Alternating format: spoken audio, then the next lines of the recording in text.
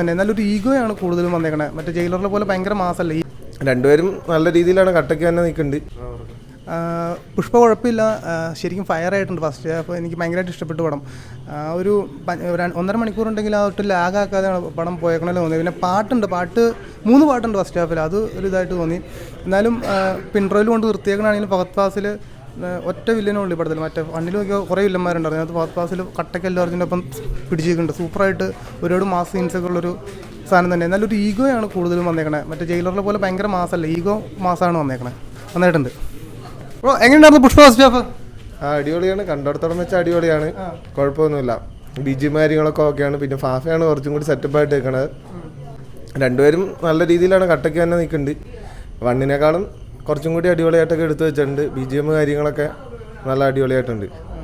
മറ്റേ രശ്മിക രശ്മിക കുഴപ്പമൊന്നുമില്ല, ഇടയ്ക്കിടയ്ക്കൊക്കെ ഉള്ളെങ്കിലും അടിപൊളിയാണ്.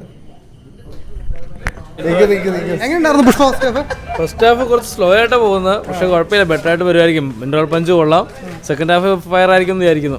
എങ്ങനെയുണ്ടായിരുന്നു ഫഹദ് ഫാസിലിന്റെ ഇതൊക്കെ? ഫഹദ് ഇൻട്രോ എല്ലാം പൊളിച്ചിട്ടുണ്ട്.